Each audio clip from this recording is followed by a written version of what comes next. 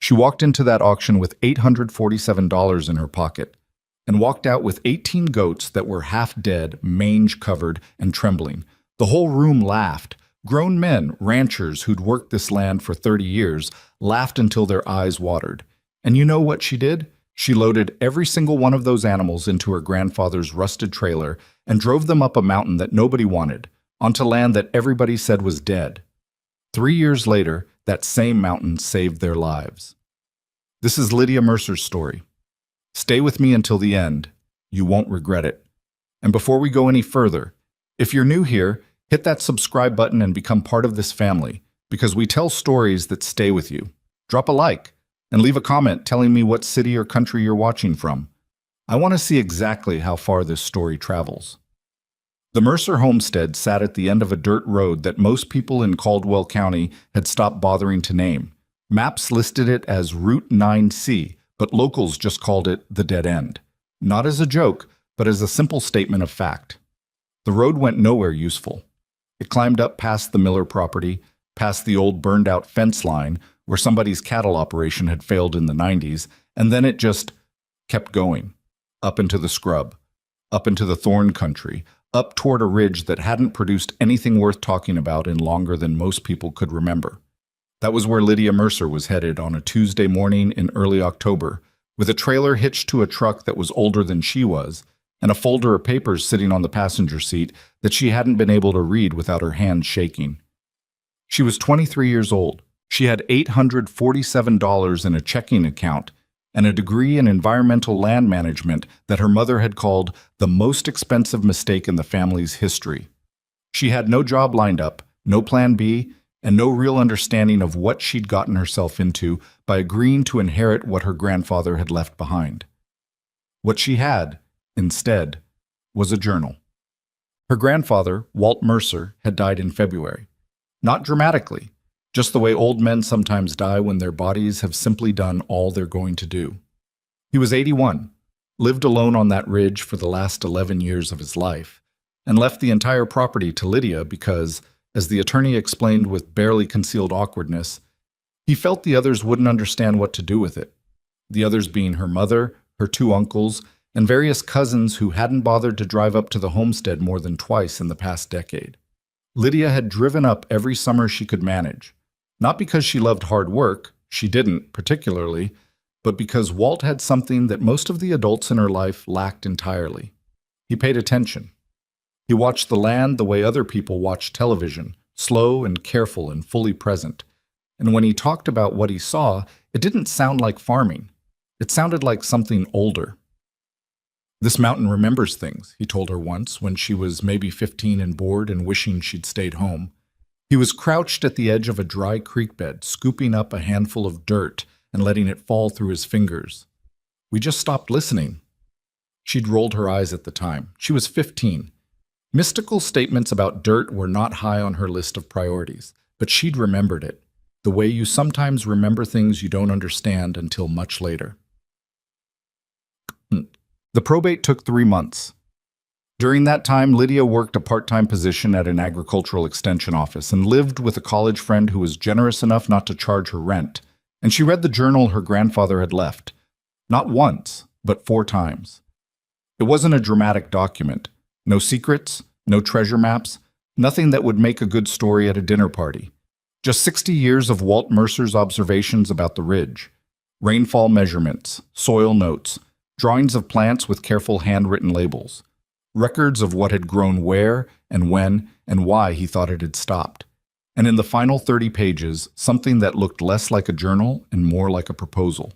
A plan, half-finished and never implemented, for how the mountain could come back. The key, Walt had written in his careful old man print, was goats. Not cattle, not machines. Not the industrial brush-clearing operations that had torn up half the county in the 90s and left the topsoil so compacted nothing grew back for years. Goats. The right kind in the right numbers worked slowly and deliberately across the land, eating the invasive thorn species that had choked out the native grasses over decades of neglect. Lydia had read that section approximately 11 times. She'd also spent 2 weeks cross-referencing his notes with research papers, calling 2 professors she'd had in school, and staring at aerial photographs of the ridge until her eyes ached. Every piece of evidence pointed to the same conclusion. Walt Mercer had been right, and nobody had ever given him the chance to prove it. The Caldwell County Livestock Auction was held on the first Saturday of every month in a low-metal building on the south side of town that smelled permanently of sawdust and animal anxiety. Lydia had been to it twice as a child and found it overwhelming both times. She found it overwhelming this time too, but for different reasons. She'd done her research. She wasn't looking for prime stock. She was looking for Spanish goats, a hardy, brush-clearing breed that had been used for land management across the Southwest for generations before the agricultural industry decided they weren't profitable enough to bother with. She needed animals that could survive rough terrain and poor forage, that were tough enough to work land that had been neglected for decades. She found them in the back pens, 18 of them, huddled in a corner looking like a public health warning. 3 had visible mange patches along their haunches. 2 were limping, not dramatically, but enough to notice. All of them were underweight, coats dull, eyes wary in the way animals get when they've learned that human attention usually means something unpleasant is about to happen. The auction house employee who walked her back there was clearly trying to be diplomatic. "These came in from a property over in Tanner Valley," he said. "Owner passed away. Nobody wanted to deal with them. They've had a rough go." "What's the estimate on them?" He named a figure that was barely more than scrap value, the kind of price you'd pay for animals you expected to sell for parts, not for animals you intended to keep alive. Lydia looked at them for a long time. They looked back at her with that particular goat expression that conveys absolutely nothing and somehow still manages to seem judgmental. "I'll take all 18, she said. The auction floor was a different atmosphere entirely. It was a Saturday morning and the place was full. Ranchers in worn jackets, a few younger men who ran some of the larger operations in the county, a couple of buyers from out of town. The kind of crowd that had opinions and wasn't shy about sharing them. When lot number 47 came up, 8-18 Spanish goats, mixed condition, sold as is, there was a murmur through the crowd that wasn't really about the animals. It was about the young woman who'd put in the bid. Lydia knew she was being looked at. She'd known the moment she walked through the door, because she was 23 and female, and clearly not from around here anymore, and all 3 of those things made her conspicuous in this particular room. She kept her eyes on the auctioneer and her hands flat on the railing. The bidding opened. Nobody else moved. There was a pause, the kind that stretches just long enough to become uncomfortable, and then somebody in the back said something she couldn't quite hear, and the row of men nearest him laughed. She didn't look back. She heard the gavel come down. She exhaled slowly through her nose. A man named Dale Houghton, who ran the largest cattle operation in the valley and had the kind of physical presence that suggested he'd never been unsure of himself in his life, fell into step beside her as she moved toward the registration table. "Mercer's granddaughter," he said. It wasn't a question. "That's right." Walt was a good man. He said it the way people say things they mean but have decided don't require elaboration. "Sorry for your loss." "Thank you." He glanced back toward the pens where her 18 goats were being separated from the rest of the lot. "Those animals are in rough shape." "I know." "Rough land up on that ridge." "I know that too." He was quiet for a moment and she thought maybe that was the end of it. Then he said, "You know what everybody around here thinks about that property?" She looked at him directly. "That it's worthless." He nodded once like she'd passed a test he hadn't intended to give. "Your grandfather thought different." "My grandfather was right." Something shifted in Dale Houghton's expression. Not disagreement, exactly.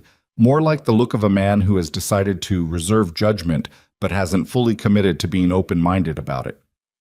"We'll see," he said, and walked away. The drive up to the homestead took 40 minutes on a good day. It took an hour and 15 that afternoon because she stopped twice to check on the animals in the trailer, cracking the back gate and peering in at them with a flashlight while they regarded her with deep suspicion. "I know," she told them the second time. "I know you don't know me. I know this is terrible and you're stressed and everything hurts. But I'm going to need you to trust me for a while." One of the goats, a large female with a torn ear, and a scar across her nose that suggested a history Lydia didn't want to think too hard about, stared at her with flat, rectangular pupils that expressed absolutely nothing. "Okay," Lydia said. "We'll work on the trust thing."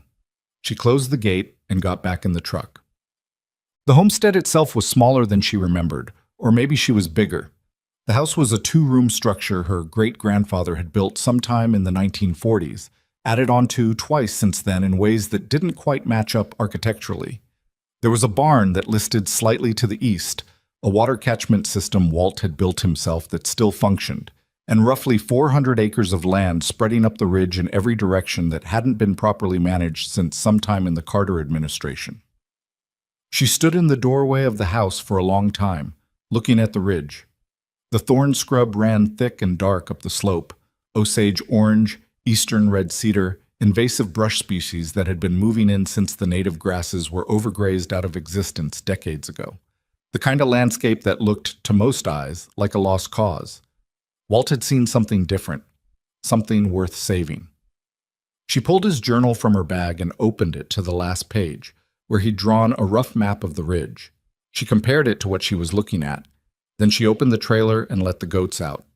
They spilled into the evening light in a rush of nervous energy, spreading across the yard in the disorganized way of animals that have been confined too long.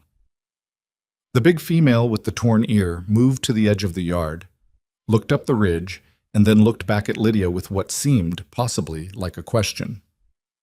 "Yeah," Lydia said. "That's what we're here for." The first 3 weeks were not good. 2 of the goats were sicker than she'd realized. She spent $400 she didn't have on a veterinarian who drove up from town and gave her a long look that suggested she should probably know what she was doing before she attempted something like this. She slept badly. She ate whatever required the least effort to prepare. She called her mother twice and hung up before the call connected. She woke up on the morning of day 19 with the particular kind of exhaustion that doesn't come from not sleeping enough, but from not being sure if what you're doing makes any sense. She made coffee, stood on the porch, and watched the goats working the lower edge of the ridge. They were moving through the scrub with the focused determination of animals who have found something they understand how to do. The big female, Lydia had started calling her Margaret without particularly deciding to, was working at the base of a cedar cluster, stripping the lower branches with methodical efficiency. Behind the cluster, where the animals had been working for several days, a thin strip of soil was visible that looked different from everything around it. Looser, darker. Lydia walked over and crouched down. She pushed her fingers into the dirt. It was different. Not dramatically, not in any way she could have written up in a paper yet, but different. There was moisture in it that the surrounding soil didn't have, a structure that suggested the root systems underneath hadn't completely died. She sat back on her heels. "Okay, Walt," she said quietly, to nobody, to everything. "Let's see where this goes." The gossip started before the first month was out. Lydia hadn't expected silence. She wasn't naive enough for that, but she had hoped for something closer to indifference. What she got instead was the specific, low-grade social friction of a small community that had decided someone was doing something wrong and felt entitled to say so. It came in the form of comments at the feed store, of trucks slowing down on Route 9C when they passed the lower fence line, of a woman at the post office who looked at her with the particular expression of someone who has already composed the story they're going to tell later. The feed store was where she heard most of it. She went twice a week, and twice a week she stood in the supplement aisle or at the register and absorbed whatever was moving through the community like weather. Heard she's got goats up there. Spanish goats, 18 of them, paid almost nothing, because they're worth almost nothing. Walt's granddaughter, right? The one with the college degree? That last part was always delivered with a particular inflection. Not quite contempt, but something adjacent to it. The implication that education was a kind of distance from reality, and that reality was what these people had, and Lydia lacked. She bought her supplements and her mineral blocks and drove back up the mountain and didn't say anything, because there was nothing useful to say. Not yet. What she did instead was work. The routine she'd fallen into by week 4 was brutal, in the way that only self-imposed schedules can be, because there's nobody to blame for them but yourself. She was up before light, checking water lines that ran from Walt's catchment system down to the troughs she'd positioned along the lower ridge. She moved the portable fencing panels every 3 days, a rotation system she'd designed based on Walt's journal and her own observations of where the goats were being most effective. And she kept notes on everything. Soil condition, which plant species the animals targeted first, where regrowth appeared and how fast, the temperature on the south-facing slopes versus the north, rainfall or the absence of it. The journal was filling up. She'd started a second one by November. Margaret, the big female with the torn ear who had somehow become the unofficial leader of the herd, a position she'd established in the first week through a combination of physical presence and pure stubbornness, had begun to look different. They all had. The mange was clearing on the 3 worst cases. The 2 that had been limping were moving without hesitation across terrain that would challenge a mountain goat half their age. They were filling out, not dramatically, but enough that a person paying attention could see it. Lydia was paying attention to everything. She was also, and this was the part she hadn't expected, beginning to see what Walt had seen. It wasn't a dramatic transformation. It was quiet and slow, and required the kind of attention most people don't have the patience for. But 6 weeks in, the lower section of the ridge, maybe 40 acres where the goats had been working most consistently, looked different from the rest. The thorn scrub was thinner.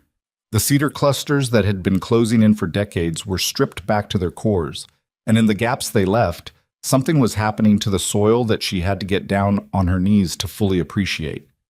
Native grass. Not a lawn, not a field. Just thin tentative shoots pushing up through the loosened dirt in places where the goats had worked hardest, looking pale and fragile and absolutely real. She photographed them, she measured them, she wrote everything down, and then she moved the fence panels another 3 acres up the ridge. Dale Houghton showed up on a Wednesday afternoon in late November without calling first, which Lydia suspected was deliberate, the kind of casual drop-by that was actually a test. She was fixing a broken panel on the east fence line when she heard his truck on the road, and she didn't stop what she was doing. She finished crimping the wire, stood up, and turned around. He was leaning against the hood of his truck with his arms crossed, looking out at the section of ridge where the goats were currently working. His expression was unreadable in the way of men who have spent decades negotiating and have learned that showing your reaction first puts you at a disadvantage. "Dale?" she said. "Lydia." He nodded at the ridge. "They're moving faster than I expected. They work hard when they're healthy." He was quiet for a moment, then, "That's the Hanson section up there, east of your property line." "I know, I'm not on it." "Wasn't saying you were." He shifted his weight, recrossed his arms. "Hanson's been trying to clear that brush for 3 years. Machines can't get up that slope. Chemicals run off into the creek." She waited. She'd learned in the months since she'd been back that Dale Houghton didn't make his point until he was ready, and pushing him only made him slower. "How many acres you figure you can get through by spring?" he asked. "On my property, maybe another 60 if the winter isn't too hard on them. And if you had more animals?" She looked at him steadily. "What are you asking me, Dale?" He unfolded his arms, put his hands in his jacket pockets. It was the first time she'd seen him look slightly uncomfortable, and it looked wrong on him, like a big piece of furniture that had been moved an inch out of place. "I got a section on the north face I can't do anything with," he said. "Thorn country, same as yours, worse maybe. I've been thinking about grazing, but cattle can't handle that terrain, and I don't know enough about goats to know if it's stupid." "It's not stupid. I know it's not stupid, Lydia. That's why I'm here." His jaw tightened slightly. "Don't make me ask twice." She almost smiled. She didn't. "I'd need to see the land first," she said. "And you'd need to understand this isn't fast. What you're seeing down there happened over 2 months of daily work. It'll take 18 months minimum before you see real grass on a slope that's been neglected as long as yours has. I've been running cattle for 30 years. I understand slow." "Good." She pulled off her work glove and offered her hand. "I'll come look at your north face on Friday." He shook it, once, firmly. Then he got back in his truck without saying anything else and drove down the mountain. She stood there for a moment, looking after him. It wasn't a victory shot. She didn't let herself think of it that way. It was one man with one piece of land, asking a question, That was all. But it was something. December came in cold and dry, which was bad news for the region generally and uncertain news for the ridge specifically. Lydia watched the weather with the particular anxiety of someone whose entire plan depends on moisture, and when the first frost settled across the land in early December, she spent 20 minutes in the barn with a flashlight, checking each animal for signs of distress, running her hands along their sides and checking their legs, and talking to them in the low, even tone she'd developed. Not because she believed they understood her, but because the sound of her own voice, calm and steady, helped her think. "You're all fine," she told them, moving down the row. "You've had worse than this." Margaret watched her from the far corner with the flat patience of an animal that has decided she is tolerable. "Thank you for that endorsement," Lydia said. The cold slowed the grazing operation but didn't stop it.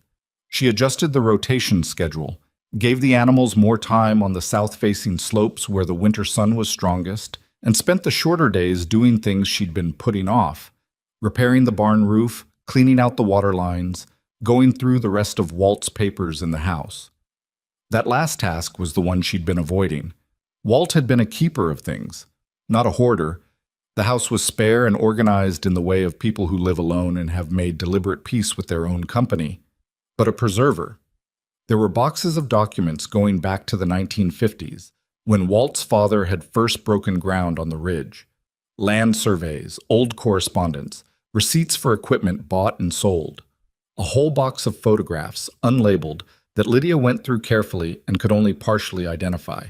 And then, at the bottom of a cardboard box that had been sitting against the back wall of the spare room, something she hadn't expected. A folder labeled, in Walt's handwriting, Highland Prairie Restoration Project, Correspondence. She sat down on the floor with it. Inside were letters, 20, maybe 25 of them, spanning from 1987 to 2003. Some were from university extension programs. Some were from land management researchers. Some were from other ranchers in other states who had apparently been in contact with Walt about what he was doing, or trying to do, or planning to do. They painted a picture she hadn't fully understood before. Walt had tried. He had spent years trying to get someone. A university program, a county agricultural extension, a conservation organization, to take his ridge project seriously. He had written letters and made phone calls and submitted a formal proposal to the State Land Management Office in 1994 that had been returned with a polite rejection citing insufficient evidence of viability.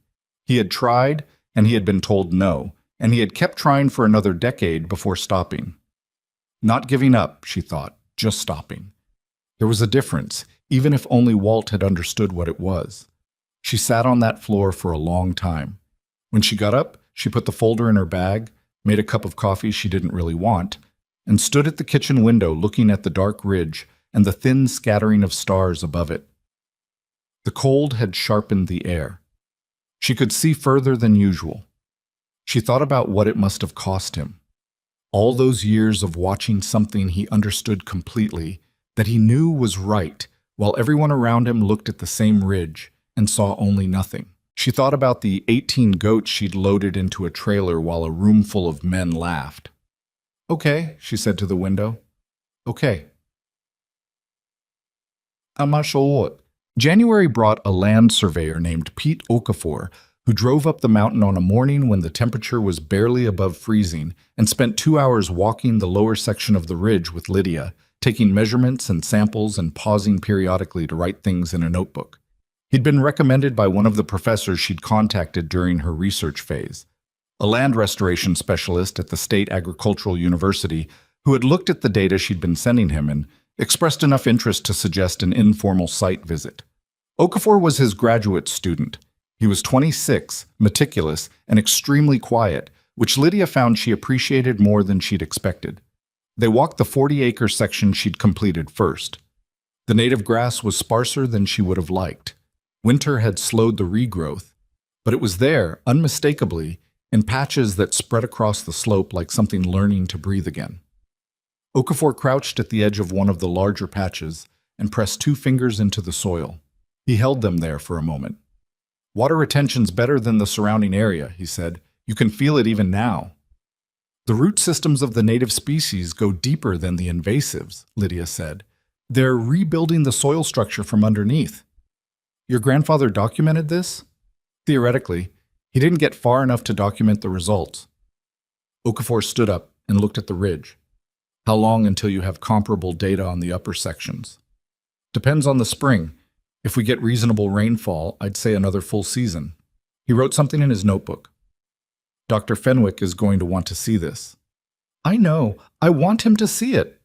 Okafor looked at her sideways. He had a measured way of looking at things, like he was estimating weight. You know what he's going to say? He's going to say it's promising but preliminary, and he can't put his name on anything yet. Yeah, that's fine, she said. I'm not asking for his name. I'm asking for his eyes. Okafor almost smiled. He'll come in March, he said, if the data holds. She ran out of money in February. Not catastrophically. She hadn't been unaware it was coming. She'd known since November that the math was going to tighten, and she'd been cutting expenses down to the bone for 2 months. But the vet bills had been higher than projected. 2 of the fence panels had failed in a windstorm and needed replacing. And the truck's transmission had started making a sound that she knew, with the resigned certainty of someone who grew up in a family where cars were held together by hope and stubbornness, was going to become an expensive problem. She sat at the kitchen table one night with her laptop and a pad of paper and ran the numbers 3 times, hoping the 3rd time would produce a different result. It didn't. She needed about $4,000 to get through until spring without compromising the operation. She had approximately $600. She thought about her mother. She thought about it for a long time, sitting there in the cold kitchen with the numbers on the page in front of her, and then she closed the laptop and went to bed. The next morning, she called her Uncle Ray instead. Ray Mercer was her father's younger brother, the one member of the family she'd maintained a functional relationship with after her father left. And he had the particular quality of people who have made bad decisions themselves, and therefore don't judge other people's decisions too harshly. He was also, currently, working a decent job in construction and had no dependents. How much? He said, when she'd explained. $4,000. I can pay you back by summer if the spring season goes the way I think it will. There was a pause. She could hear him breathing, which meant he was thinking, which was a good sign. Ray's instant answers were usually no. What does the way you think it will mean exactly? He asked. It means I have 40 acres of recovering native grassland, 18 goats that are healthy and working, a graduate student from the state university who came out last month and said, the soil data is stronger than expected, and a neighbor with 200 acres who's asked me to help with his north face in the spring. Another pause. Dale Houghton asked you for help? Yeah. Dale Houghton, who told your grandfather for 20 years that he was wasting his time. The same, Ray laughed, a short, sharp sound. I'll send it Monday, he said. Don't make me regret it. I'm going to try not to, she said, which was the most honest answer she could give him. Spring came slowly that year, the way it sometimes does in the hill country, teasing for weeks with warm afternoons and then pulling back into cold nights, the land hesitating at the edge of something it wasn't sure about. Lydia watched it with the proprietary anxiety of someone who needed it to commit. By March, the lower 40 acres had changed enough that she could see it from the road. That was what people started noticing, not because Lydia told them to look. She hadn't said anything to anyone about the regrowth beyond what she'd shared with Okafor. But because the visual difference between the restored section and the surrounding scrub had become impossible to miss. The native grass was coming back in earnest now, thin but continuous, a color that was different from the yellowed, dry country grass on the surrounding hillsides. Greener, livelier, like the difference between a plant that's being watered and one that's surviving on what it can find. Trucks started slowing down on Route 9C more often. She saw them from the ridge sometimes, a vehicle pulling over, someone getting out to look, and then getting back in and driving away without stopping. The feed store conversations changed. Not into admiration. She wasn't interested in admiration and wouldn't have trusted it anyway. But the tone shifted. The confident dismissal she'd heard in October had gone quieter, replaced by something more uncertain. She heard it in the way people stopped finishing their sentences around her, in the questions that started to replace the statements. How many acres you covering now? What's your plan for the upper ridge? You treating the soil or just using the goats? She answered what she felt like answering and let the rest go. She was not in the business of convincing anyone of anything. The land was doing that on its own. What she was in the business of, by mid-March, was managing a significantly larger operation than she'd started with. Dale Houghton's North Face project had officially begun in February. She'd spent a week walking his land with him, mapping the worst of the invasive brush, designing a rotation schedule adapted to the steeper terrain. He'd sourced 10 additional Spanish goats from a contact in the next county, healthier animals than her original 18, which she'd taken as a small, silent acknowledgement that he was paying attention to what she was doing. And he ran the day-to-day operation himself while she consulted twice a week. Dale was a difficult student, not because he wasn't intelligent, he was sharper than he let on, but because he'd been doing things his own way for 30 years, and his instincts kept pulling at him. He wanted to move faster than the method allowed. He wanted results he could see by next month, not next season. "You moved the panels too soon," she told him, on a Tuesday morning in March, standing at the edge of his north face section. "These animals need at least 5 days on this section before you rotate them. You gave them 2. The brush on the east end looked picked over. The root systems aren't done yet. The point isn't to strip the surface, Dale. The point is to break up the root mass so the soil can breathe." He was quiet for a moment. She could see him working through it, the part of him that wanted to argue competing with the part that had seen her lower ridge and knew she was right. 5 days minimum, he said finally. 5 days minimum. He turned and looked out at his land. It was rough country, rockier than her ridge, with a steeper pitch on the north face that made the footing treacherous in wet weather. But the bones were there, the soil, under the scrub, had potential he hadn't been able to access. "My father ran cattle on this face," he said. It came out quieter than his usual register. "Before the brush took over." "When did it change?" "70s? Maybe early 80s? He overgrazed it, and the grass couldn't come back, and the brush moved in." He paused. He knew he'd messed it up, never talked about it, but he knew. Lydia didn't say anything. She had learned in the months since she'd been back that there are things people tell you that don't need a response. They just need to be received. Dale cleared his throat. 5 days, he said again, and walked back toward his truck. By April, she had Margaret's original herd working the upper ridge, the steep, rocky section that Walt had marked in his journal as the hardest and the most important. The thorn scrub up here was older and denser than what she'd started with, and the animals were working harder, moving slower, needing more rest between rotations.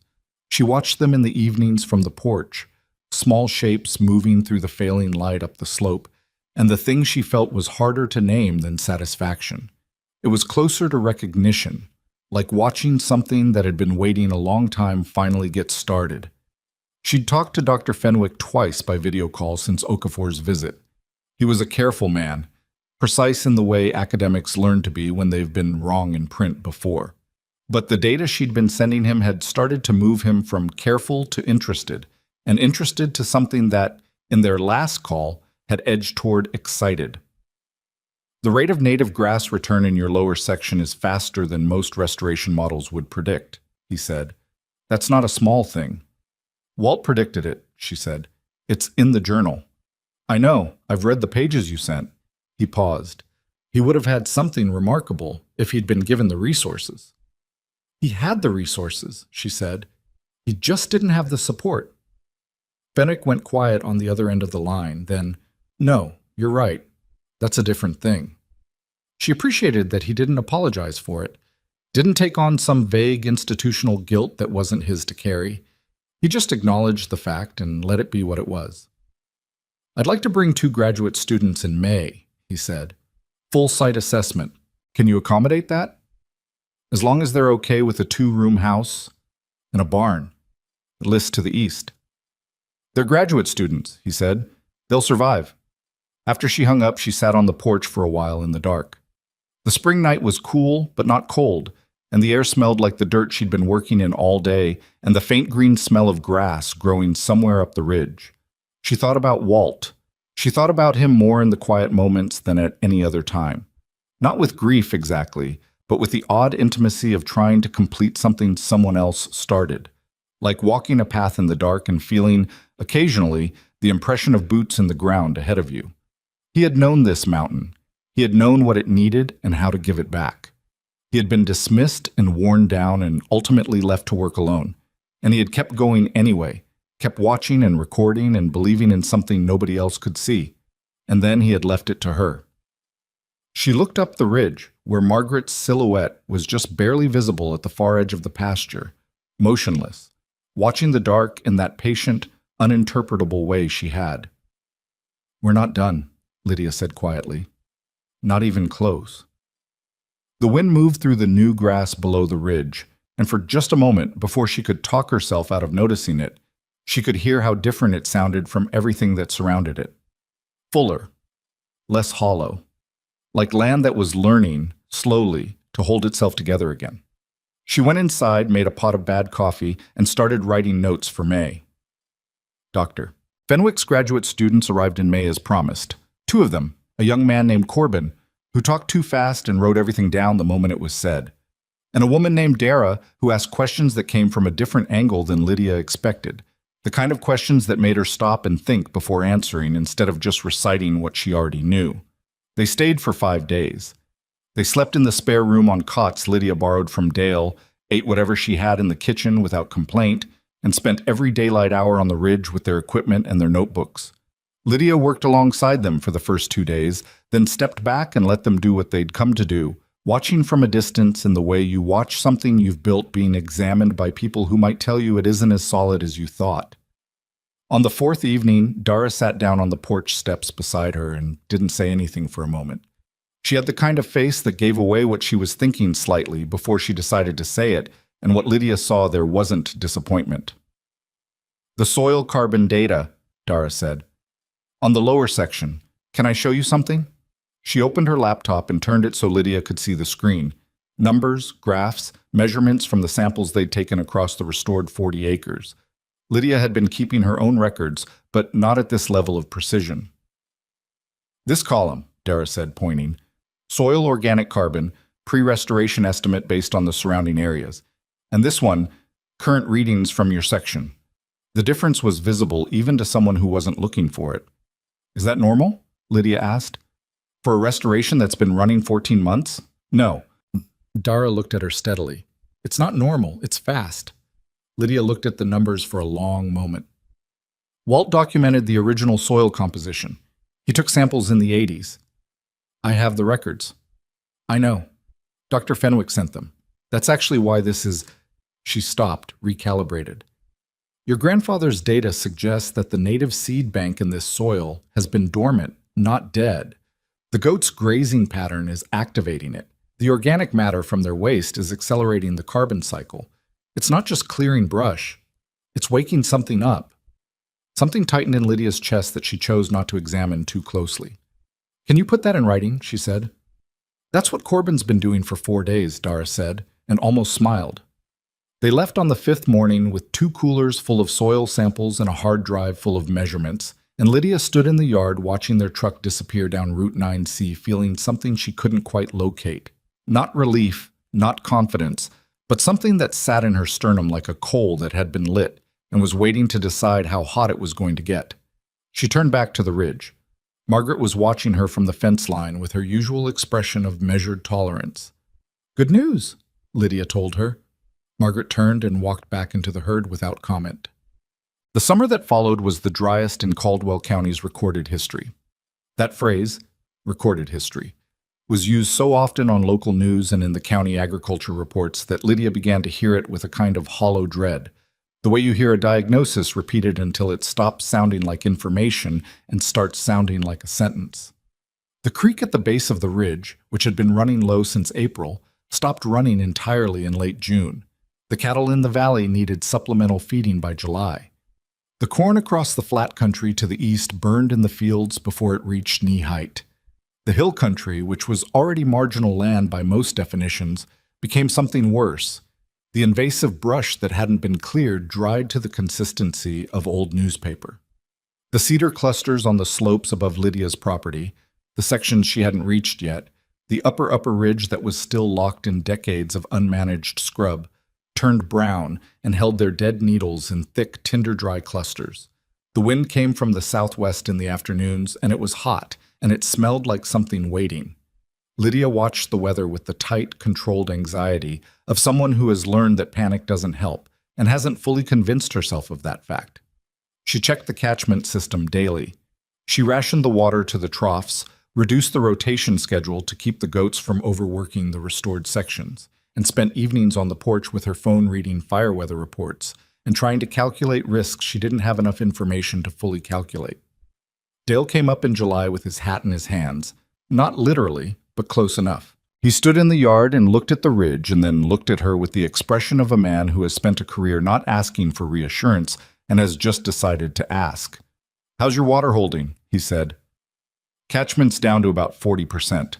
It'll last through August if we're careful." "My north face section," he said. "The grass that's come in, is it going to hold?" She knew what he was really asking. "It's not full coverage yet, but the root systems are deeper than the surface looks. It should retain moisture better than bare scrub." "Should," he said. "Should," she said back, because she wasn't going to lie to him. He nodded once and looked back at the valley below. From up here you could see how brown everything was. Even the sections that were usually green in July had gone the color of old hay. "Fire risk this year," he said. It wasn't a question. "Yeah." "You thinking about what happens if—" "Every day," she said. He was quiet for a moment, then, "Your grandfather's place burned in '89. You know that?" She hadn't known that. She looked at him. Brush fire came off the upper ridge, took the old barn, part of the fence line. Didn't reach the house. He paused. "Walt was up here fighting it with a garden hose, on his own, by himself." He shook his head slightly, the way you shake your head at something that happened a long time ago that you still haven't fully processed. "We didn't help him the way we should have." Lydia didn't say anything. "I'm not—" Dale stopped, started again. "I'm not saying that to make you feel sorry. I'm saying it because I've been thinking about it since you came back." She looked at him for a moment. This was the most personal thing he'd said to her in the 9 months she'd known him, and she could tell it had cost him something to say it, and she didn't want to either dismiss it or make it into more than it was. "He didn't hold it against you," she said finally. "Walt didn't hold grudges. It wasn't how he was built." Dale looked at the ground. "No," he said, "it wasn't." He left 20 minutes later, and she stood in the yard for a while after he'd gone, and then she walked up the ridge to check the panels and count the herd and do the 40 things that needed doing, because that was how she handled most things that were too large to sit with. She put them in her hands. The fire started on a Thursday in early August. She heard about it before she saw it. A phone alert at 4:47 in the morning, the kind that makes a sound designed to wake you regardless of what you have your phone set to. She was out of bed before she was fully conscious, standing in the kitchen in her socks, reading the screen. Wildfire warning, Caldwell County. Active fire reported near junction of Highway 12 and County Road 7. Wind-driven. Moving northeast.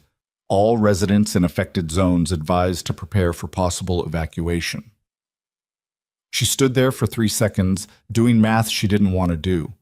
Highway 12 and County Road 7 was 12 miles southwest, on the flat countryside of the hills. Moving northeast meant moving toward the hill country, moving toward the ridge. She put on her boots and went outside. The sky to the southwest was orange, not sunrise orange. It was the wrong direction and the wrong time and the wrong quality of light. This was the color of something burning on a large scale, visible even at 12 miles, even in the dark, even through the particular kind of air that a fire creates around itself that changes the way light moves through it. She stood in the yard and looked at it for exactly as long as she allowed herself, which was about 15 seconds. Then she went to the barn. She moved the goats first. The emergency plan she'd had in the back of her mind for months, the one she'd never written down because writing it down felt like inviting it to happen, was actually fairly simple. The restored lower section, the 40 acres she'd been working the longest, was bordered on the south and west by a dirt access road and on the north by a natural rock formation that broke the slope. It was as close to a defensible position as the ridge offered. If she could consolidate the herd there and hold the access road clear, the restored grassland's moisture retention and reduced fuel load might, Give them a chance. She got the herd moving by 5:30. 18 animals that had come to trust her movements, if not her motives, following her down the slope in the gray pre-dawn with the orange light intensifying to the southwest. Margaret led the way, unhurried and deliberate, which helped because the younger animals took their cues from her. Lydia's phone rang at 5:45. It was Dale. "You seeing this?" he said without preamble. "I'm seeing it. I've got the herd in the lower section. County's calling for voluntary evacuation on your road." "I know." A pause. "Lydia." "I heard you, Dale. The fire's moving fast. Wind shifted around 2 in the morning. This isn't a maybe situation. This is, I know what it is." She stopped walking, stood still in the middle of the field. Around her the goats spread out across the restored grass, already lowering their heads to graze despite everything, because animals live more completely in the present than humans manage to. "I'm not leaving the herd." The silence on the other end of the line had a specific texture, the silence of a man weighing an argument he knows he's going to lose against the instinct to make it anyway. "I'll be up there in an hour," he said. "Dale, you don't have to us." "I'll be up there in an hour," he said again, and hung up. She stood there for a moment with the phone in her hand. Then she put it in her pocket and went to fill the water troughs. By 8 in the morning, the smoke was visible from the ridge without looking toward the source. It had developed the kind of column that fire creates when it finds real fuel, a dark, churning mass that rose in the southwest and flattened against the upper atmosphere and spread. The smell reached the ridge by 9. Not the clean smell of a campfire, but the complicated smell of a landscape burning, dry grass and cedar and old wood and something underneath all of it that registered as wrong in some animal part of the brain. Dale arrived at 8:40 with his 2 ranch hands, brothers named Cody and Marcus, who were young and competent and had the particular quality of people who stay calm because they haven't yet had enough time to fully understand what they're looking at. They came with shovels, a water tank in the back of Dale's truck, and a chainsaw Lydia hadn't asked for but was immediately glad to see. "Where do you want us?" Dale said. She had the access road mapped in her head, had been mapping it since 5:30. "The south end of the road needs clearing," she said. "There's dead scrub overhanging it in 2 places that'll carry fire across if we don't cut it back. After that, I want a brake line along the west fence, 4 feet wide, everything gone down to dirt." Cody and Marcus looked at Dale. Dale looked at Lydia. "You've been planning this," he said. "In my head. For a while." He nodded. The way he nodded when something confirmed a suspicion he'd been carrying. "Cody, Marcus, you heard her?" They moved. Lydia moved with them, and for the next 3 hours they worked in the thickening smoke with the particular focus of people who have converted fear into physical labor, which is one of the more useful things fear can be converted into. The fire updates came through on her phone in fragments, unreliable and alarming. By 10 in the morning, the fire had crossed the flat country and was moving into the base of the hills. 2 ranches on the southwest approach had burned. Families were evacuating on the county road. The volunteer fire department was fighting to hold the main highway, but the wind was still coming from the southwest, and it wasn't letting up. At 11:15, Pete Okafor called her. She almost didn't answer. Her hands were in the dirt, and her eyes were burning from the smoke. But she saw his name and picked up. "I've been watching the fire maps," he said. She could hear something in his voice she hadn't heard before. "Lydia, the fire is going to hit your ridge." "I know." "The fuel load on the upper sections, the uncleared scrub, it's significant. The models are showing—" "Pete." She wiped her face with her forearm. "I know. I've been looking at the same maps. Talk to me about the lower section. Talk to me about what the restoration does to fire behavior." A pause. She could hear him pulling something up, clicking through something. "Fuel moisture in restored native grass versus dry, invasive brush," he said, thinking out loud as much as talking to her. "The native root systems hold moisture even in drought conditions better than—" He stopped. "The reduced fuel load alone changes the fire's behavior. If your moisture retention data holds even 50% in these conditions. Just tell me what you think." Another pause. "I think if the fire reaches your lower section, it loses fuel. I think it slows." He sounded like he was choosing each word very carefully. "I can't promise you anything, but the science says it should behave differently than the unmanaged scrub. That's all I needed, she said, and hung up. Dale was standing 6 feet away. He'd heard enough. Should, he said. Should, she said back. He looked at her for a moment, and then he picked up his shovel and went back to work. Pokat. The fire reached the base of the hill country at 1:30 in the afternoon.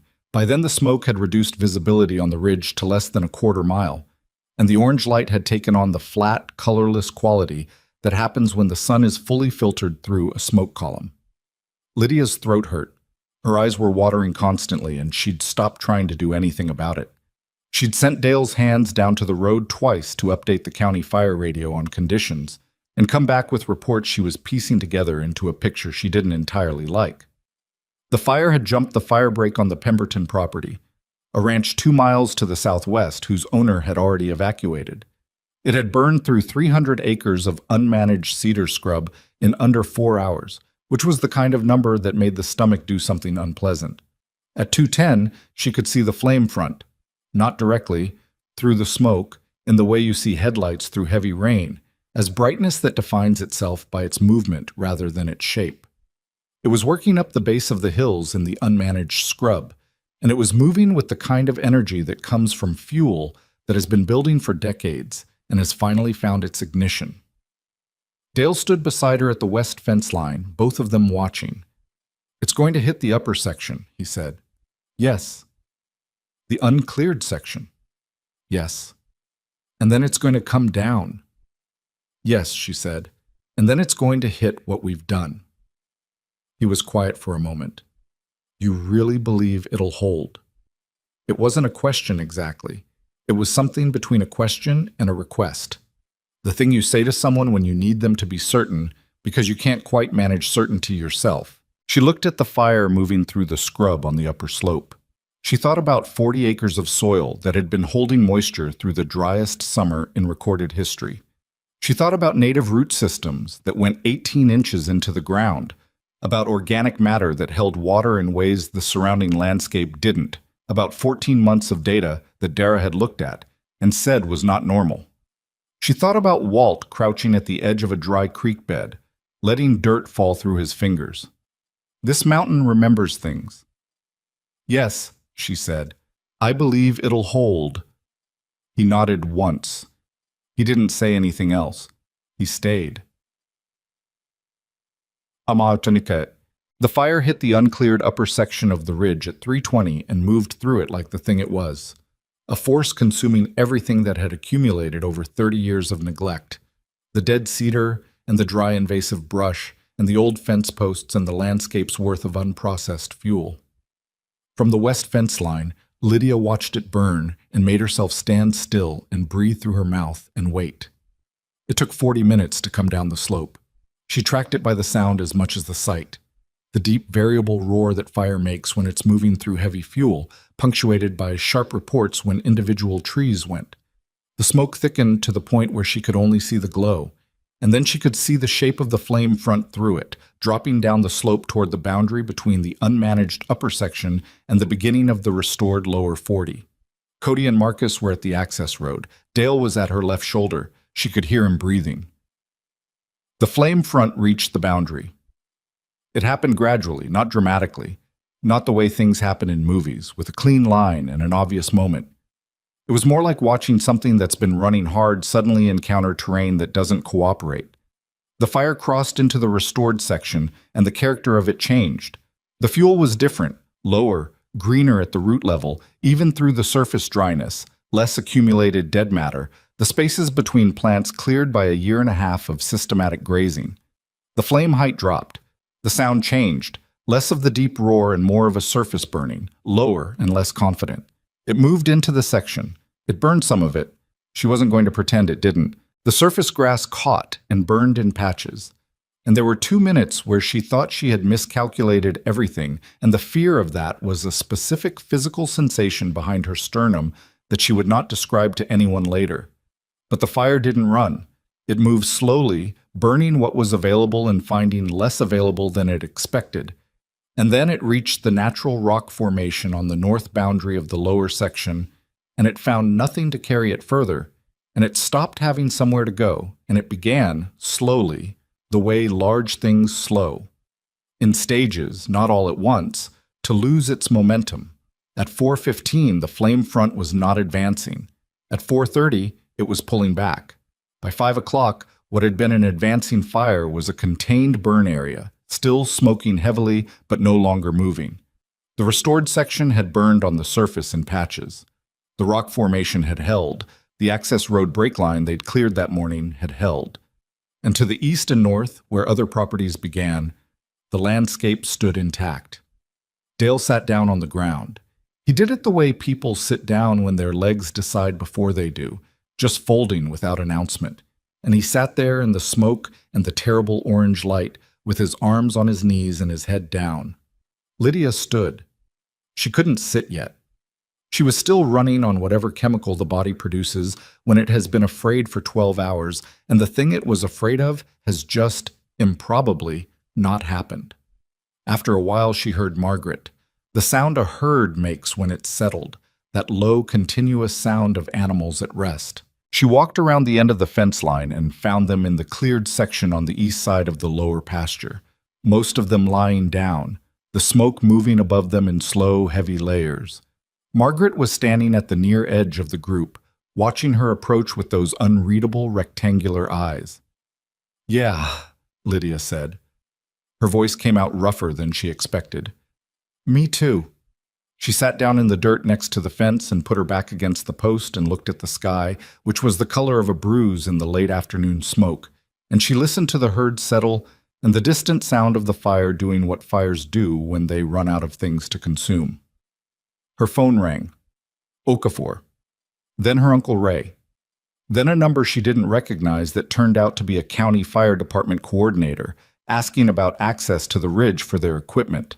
She handled each call one at a time, in order, and between calls she sat in the dirt and breathed the terrible air and did not think about anything in particular. Dale came around the fence eventually and looked at the herd and then looked at her sitting in the dirt. "You all right?" he said. "I don't know yet," she said honestly. "Ask me tomorrow."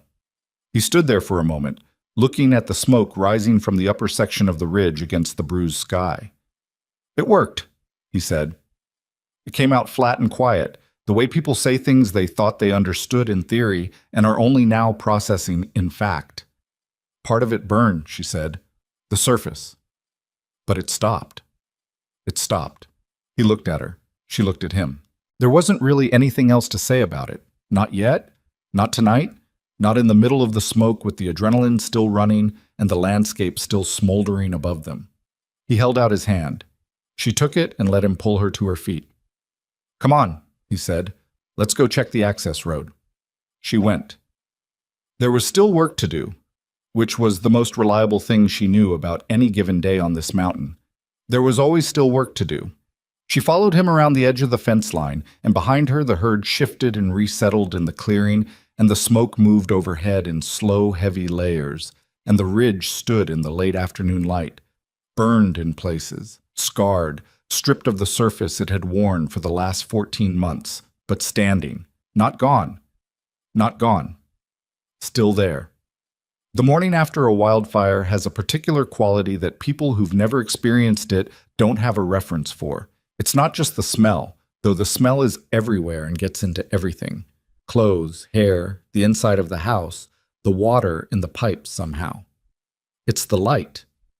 The smoke that remains in the atmosphere the day after filters the sun into something flat and directionless, so that shadows don't fall the way they should, and the landscape looks like it's been photographed through a lens that removes depth. Everything appears equally far away. Everything appears equally damaged. Lydia was up before dawn because she hadn't really slept. She'd lain on top of the bed in her clothes and done something that resembled sleep. Eyes closed, breathing slow, mind running at about 40% capacity on a loop that covered fire behavior, soil moisture, herd health, insurance documentation, and what the upper section of the ridge was going to look like in the morning. Around 4, she gave up on the pretense and went to make coffee. She took it out to the porch and stood there in the gray pre-dawn and looked at what remained. The upper ridge was black. Even in the dark, she could tell. The quality of the darkness up there was different, flatter, the kind of dark that comes from a landscape that has lost its texture. The cedar clusters that had stood for decades were gone, reduced to standing gray skeletons that she'd be able to see more clearly when the light came. The invasive brush that had occupied that section since before she was born was ash and char, and the smell of it moved down the slope in the still morning air with a persistence that she suspected was going to be with her for weeks. Below the burn line, the restored lower section was visible in the early gray light as a different color. Not green exactly. The surface had burned in patches, scattered burning that had consumed the dry surface grass without killing the root systems underneath, but different from the blackness above, more varied, less final. She stood there looking at it and drinking her coffee and not thinking anything in particular, which was itself a kind of rest. At 6:15, a county fire department truck came up Route 9C, then another. By 7 in the morning, there were 3 vehicles parked in her yard and 4 people in yellow fire gear walking the property line with clipboards and a GPS unit, and she was answering questions she'd already answered twice on the phone the night before about access routes and water sources and the location of the burn perimeter. The fire incident commander was a woman named Shelley Briggs, who had been fighting wildfires for 19 years and had the unornamented directness of someone who has spent 2 decades in situations where clarity is more useful than politeness. She was short, broad-shouldered, and had ash in her hair that she either hadn't noticed or had decided wasn't worth addressing. She stood at the boundary between the burn area and the restored section and looked at it for a long time without saying anything. "This is where it stopped," she said. It wasn't a question. "Yes." Briggs crouched down the way Okafor had crouched on his first visit, pressing fingers into the soil. She held them there. Then she stood up and looked at the section above, the black upper ridge, and then at the section below, and Lydia could see her doing the calculation in her head. "Your fence line runs east-west here," Briggs said. "Yes. The restored section starts at that line. And above the line, that's where the burn went." "Yes." Briggs looked at her. "How far does your restored section extend to the east?" "About a quarter mile before it hits the Hansen property line." Hansen burned. Lydia had heard this.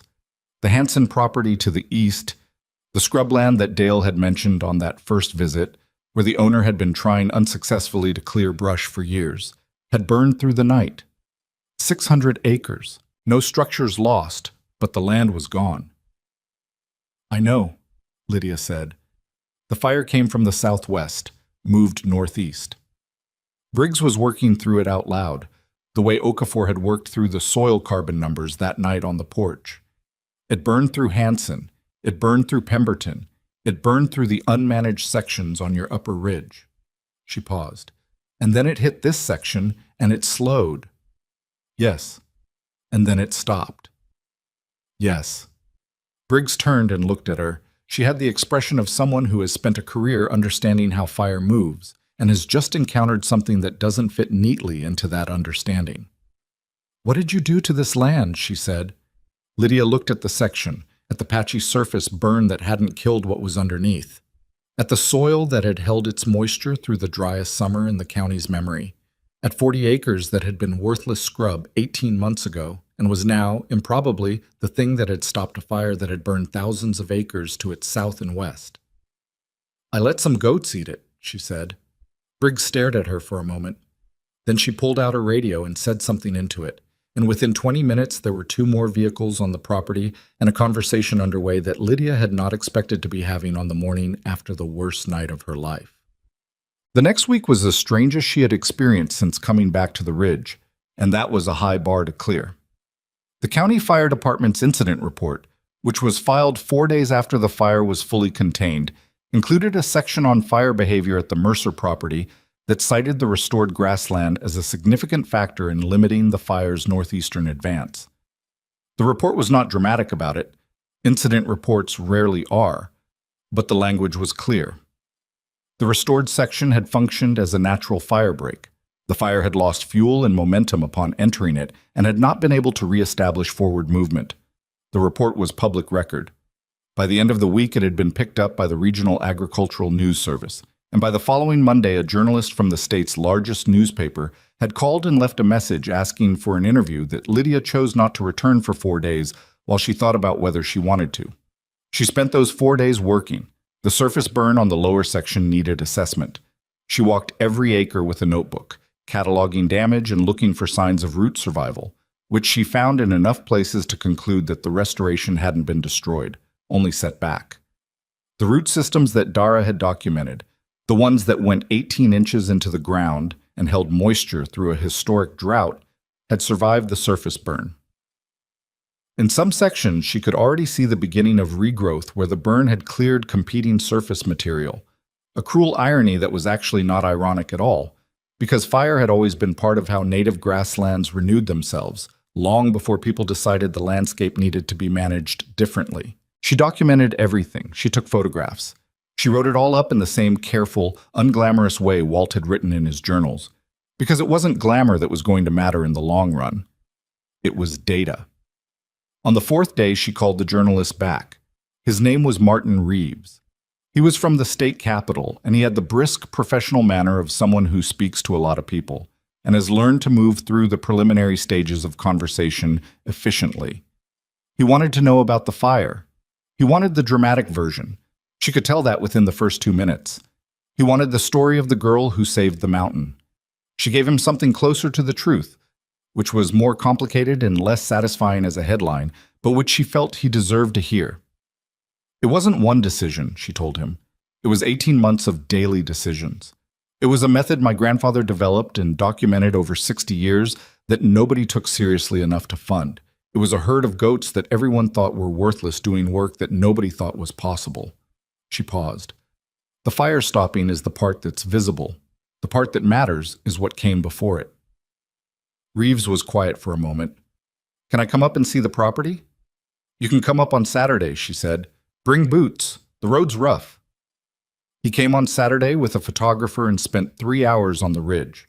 The photographer took pictures of the burn line, that clean, visible boundary between the blackened upper section and the restored lower ground, that Lydia knew were going to be striking images. And she had complicated feelings about that because striking images were going to tell a story that was simpler than what had actually happened, and simple stories were both useful and dangerous depending on how they got used. But she let them take their pictures, and she answered Reeves's questions as carefully and completely as she could, and when they left she stood in the yard and looked at the ridge and made a conscious decision to let the story go where it was going to go, because she'd done what she could do with it, and the rest was outside her control.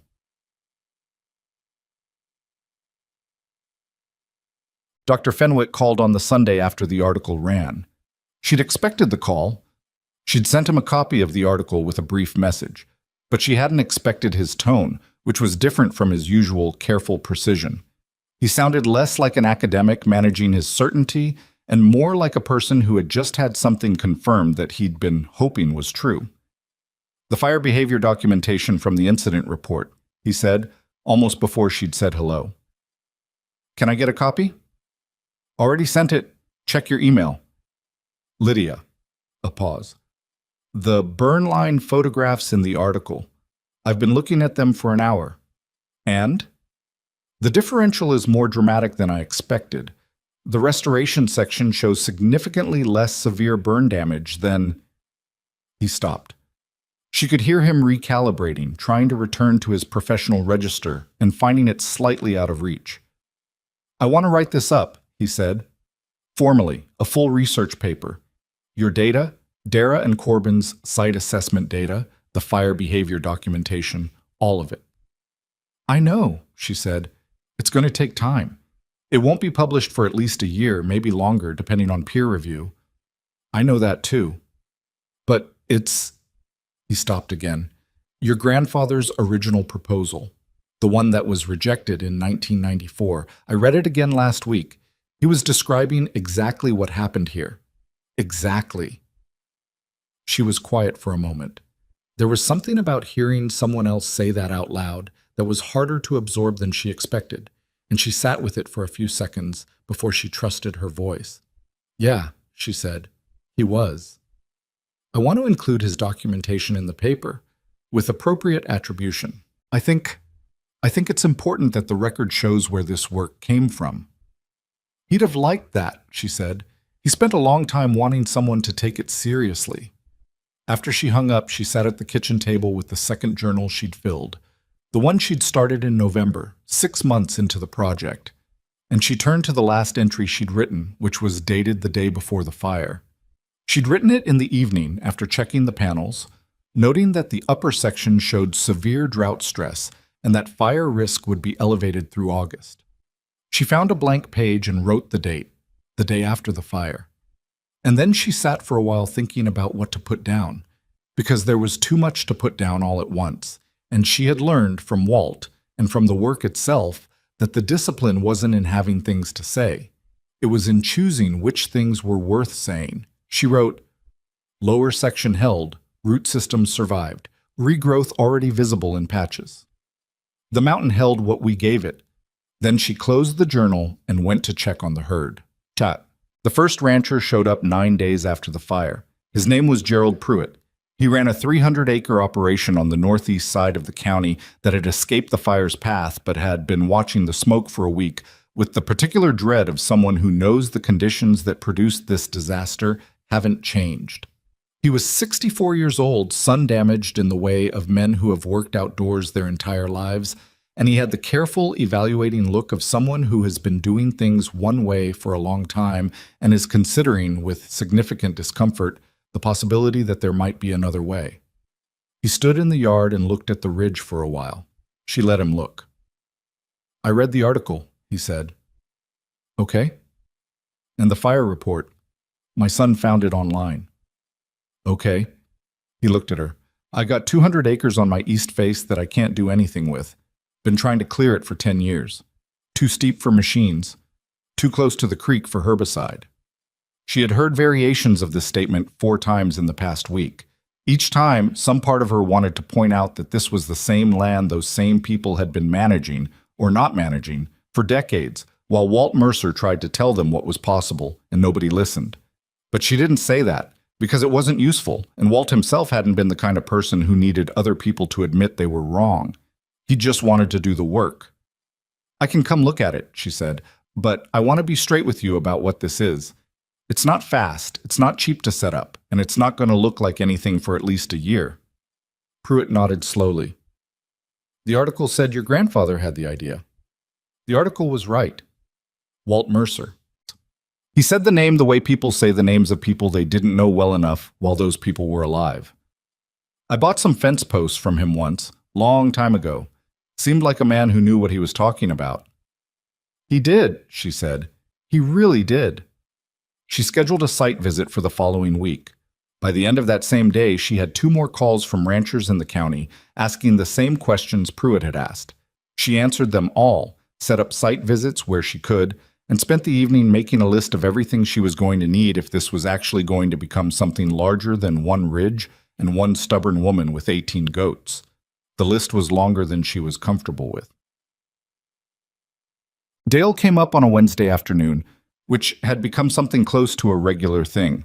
Not by agreement, but by accumulation, the way habits form when 2 people find they have more to discuss than either of them initially expected. He walked the burn line with her, the way he'd walked the ridge on his first real visit almost a year earlier, except that this time he was looking at something that had proved itself in a way that neither of them had been fully certain it would, and that changed the quality of his silence. "3 more ranchers have called me," she said, as they stood at the eastern edge of the lower section where the burn had been lightest. Pruitt, Hawkins, and somebody named Delaney from over near the county line. "Terry Delaney," Dale said. "He's got rough country on his south face. Been in the family 3 generations. Can he be worked with?" Dale thought about it. "He's stubborn, but he's not an idiot." "Good enough," she said. "That's most of what I need." Dale picked up a handful of the burn-darkened soil and turned it in his hand.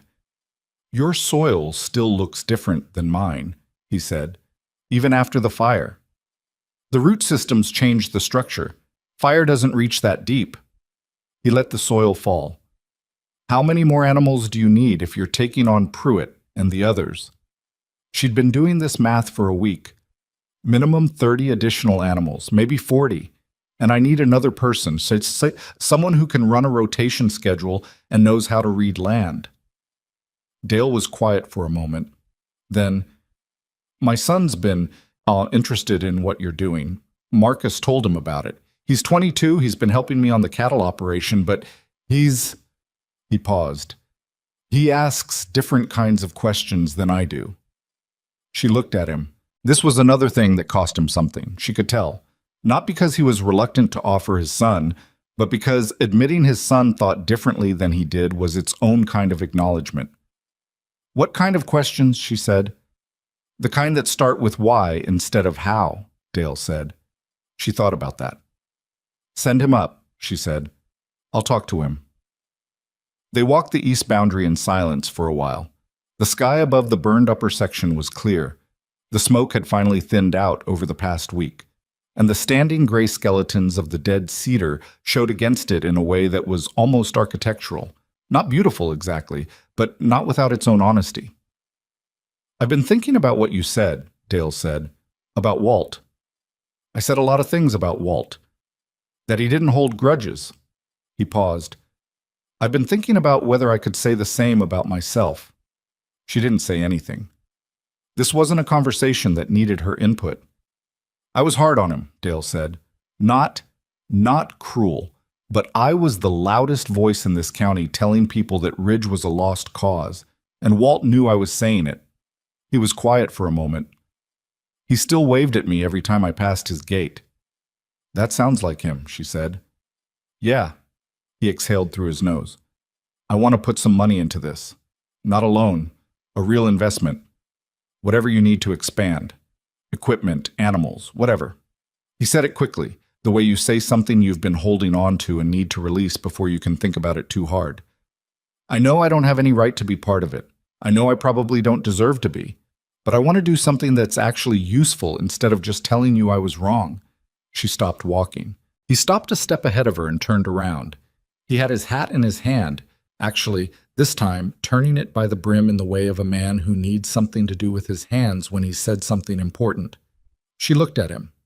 He was 61 years old and had been the loudest, most confident voice of dismissal in a county full of dismissal. And now he was standing in the middle of the land that had proved him wrong with his hat in his hands, asking to be useful.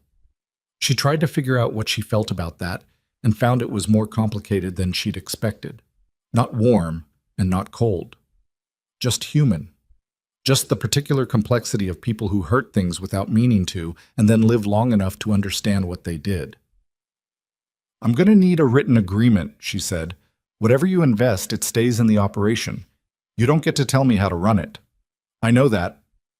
And I want it documented that the method is my grandfather's, formally, not just in Dr. Fenwick's paper, in the operating structure of whatever this becomes. Dale looked at her. That's fair, he said. That's more than fair. And one more thing. What? The next time someone in this county has an idea that doesn't fit the way things have always been done, she said, I want you to be the first person who tells them to keep going instead of the first person who tells them to quit. He was quiet for a long moment. The wind moved through the burned section above them, carrying the smell of ash and the faint, almost imperceptible underneath smell of something living. The soil, she knew, was already beginning to process the organic matter the fire had left behind. Yeah, he said. I can do that. She nodded. Okay then, put your hat back on. We've still got the east boundary to walk. The conversation she hadn't expected came on a Thursday afternoon, 3 weeks after the fire. She was in the barn checking a fence panel she'd brought in for repair when she heard footsteps in the yard, and when she came out, she found a man she didn't immediately recognize standing by the gate looking at the ridge. He was maybe 70, lean in the way of people who've never stopped moving, with white hair cut short and hands that looked like they'd been doing physical work for more years than they hadn't. He was looking at the lower section of the ridge with an expression she couldn't read. Can I help you? She said. He turned. You're Walt's granddaughter. I am. He looked at her for a moment. I'm Frank Collier. I was on the county agricultural board in 1994. She went very still. Frank Collier had been the board's chairman when Walt's proposal had been submitted and rejected. His signature was on the rejection letter. She had read that letter enough times to know it by heart. Okay, she said, Her voice came out flat and carefully neutral. "I read the fire report," he said, "and the article. And I've been thinking about whether to come up here for 2 weeks, and my wife finally told me that thinking about it wasn't doing me or anybody else any good."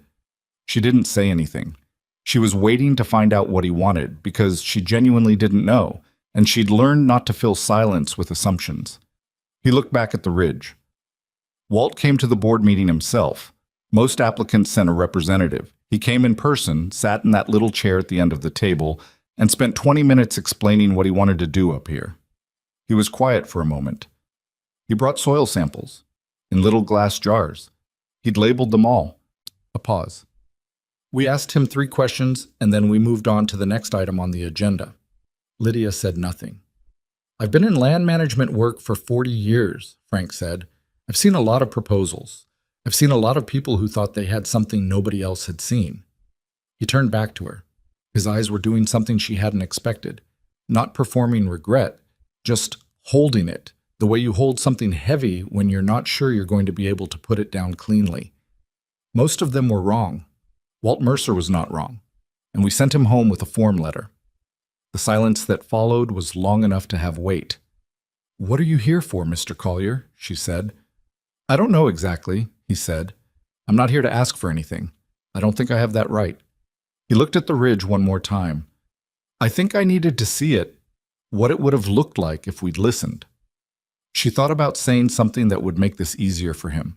She thought about it and decided that wasn't her job. "It's a good piece of land," she said. "It always was. That's what he kept telling people." Frank Collier nodded. He stood there for another moment, then put his hat back on his head and walked back to his truck without saying anything else. She watched him go. Then she turned and looked at the ridge, at the patchy surface burn that was already beginning to show the first pale suggestions of regrowth through the black, at the rock formation on the north boundary, at the standing gray skeletons of the cedar on the upper section against the clear sky. She thought about Walt sitting in a small chair at the end of a table with his labeled jars of soil, trying to explain something he'd spent 30 years understanding to people who had 20 minutes to decide whether it mattered. She thought about the 18 months that had followed her return, the money she'd run out of and borrowed back. The morning she'd gotten up before light, not knowing if what she was doing made sense. The night of the fire, sitting in the dirt with her back against the fence post, listening to the herd settle. She thought about Margaret, who had been watching her from the pasture this entire time with her standard expression of impartial assessment.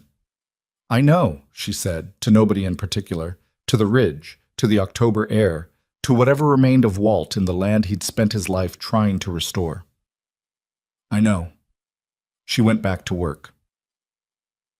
The Regional Land Management Conference in early October was held at a hotel in the county seat, a beige, functional building that had hosted 40 years of agricultural meetings and smelled faintly of carpet cleaner and old coffee. Lydia had been invited to present a session on the restoration project, which she had agreed to do with the specific understanding, negotiated with the conference organizer over 2 phone calls, that her grandfather's work would be credited clearly, and that the session would not be titled anything with the word revolutionary in it, because she found that word, applied to what she was doing, both inaccurate and slightly offensive. They settled on grassland restoration through targeted grazing, a mountain ridge case study. She presented to a room of about 60 people, ranchers, land managers, a few county officials, 2 representatives from the State Forestry Service who had been in the fire incident reports and wanted to understand what they'd documented. Dr. Fenwick was in the back row. Pete Okafor was beside him. Dara was somewhere in the middle, and Lydia saw her taking notes even though she'd already seen all of this data, which was the kind of person Dara was. Lydia was not a natural public speaker. She didn't perform ease, she didn't feel, and she didn't work the room the way people who are good at presentations work it, with movement and eye contact and strategic pauses. She stood at the front and talked about what she'd done and what the data showed and what her grandfather had understood 40 years before any of it. And she let the information carry the weight because the information was, in fact, remarkable enough not to need performance. At the end of the formal presentation, the Forestry Service representatives asked about the fire behavior. She walked them through what had happened and what the incident report documented and what the soil data explained about why it had happened. When she finished, the room was quiet in a way that felt different from the quiet of an audience waiting for the next thing. It felt like the quiet of 60 people doing math. Then someone in the back, a rancher she didn't recognize, older, with the kind of deliberate stillness of someone who doesn't ask many questions but asks the ones that matter, raised his hand. "The goats," he said. "The original 18. Where'd you get them?" "A livestock auction," she said. "They were in rough shape. Nobody else wanted them." He nodded slowly. "And they're still up there?" "Yes, all 18. He nodded again, turned to the man beside him and said something quiet. The man beside him nodded too. She didn't know what they were going to do with that. She didn't know what any of the 60 people in that room were going to do with what she'd told them. That wasn't something she could control. What she could control was the work. What she could control was the next rotation, and the data she'd collect from it, and the soil samples she'd send to Okafor, and the conversation she needed to have with Dale's son next week, and the 3 more site visits she had scheduled before November. That was what she could control. She'd do that, and she'd let the rest of it find its own level. She thanked the room, gathered her notes, and walked off the small stage. Dr. Fenwick met her at the edge of the room with a cup of the bad conference coffee, which she accepted because she needed something to do with her hands. "Good," he said simply. "It was fine," she said. "It was good," he said. "Your grandfather would have been—" "Don't," she said quietly, not unkindly, just with the specific tiredness of someone who has heard that sentence started too many times in the past month and doesn't have the energy to absorb it one more time tonight. Fenwick stopped. He looked at her for a moment and then nodded. "Fair enough," he said. She drank the bad coffee. Outside the beige hotel, the October air was cooling fast, and through the glass doors she could see the parking lot and the dark hills beyond it, and somewhere beyond those hills, 40 minutes up a road most people had given up on, a ridge that wasn't finished yet, not even close. Part 5. Louis. Viết bon nghìn 500 từ liên kết liền mạch với các phần trước trong câu chuyện và hối thoại tạo thành một câu chuyện liền mạch khi ghép lại. Mỗi phần liền mạch với phần trước không giới thiệu lại câu chuyện ở đầu phần mới, liên kết các phần của câu chuyện một cách liền mạch, sử dụng câu chuyện tiếp giữa các phần. Duy trì chủ đề, tránh ngắt quãng đột ngột, không sử dụng gạch đầu dòng hoặc tiêu đề phụ, phong cách kể chuyện Mỹ, Hoa Kỳ, giống văn giàu cảm xúc. Kể theo ngôi thứ 3, giữ đồ kịch tính không viết lan man, có quan điểm cá nhân, thông điệp, bài học, góc nhìn con người. Nhân vật không hoàn hảo, hội thoại tự nhiên, tránh ngôn ngữ văn chương sáo rơi và cụm từ AI điển hình. Việt như nhà văn chuyên nghiệp, không như AI cố gắng nghe sang. Có yếu tố con người, cầm miêu tả qua mượt mà và hoàn hảo, phần 5 giải quyết hết vấn đề và kết thúc trọn vẹn câu chuyện. Câu chuyện không nhắc đến Chúa. Louis trả lời trong mục tin nhắn không nhảy sang document, chỉ dần bắt buộc, không được xuất hiện trong nội dung truyện. Đây là một câu chuyện điện ảnh hoàn toàn hư cấu được tạo ra chỉ nhằm mục đích giải trí.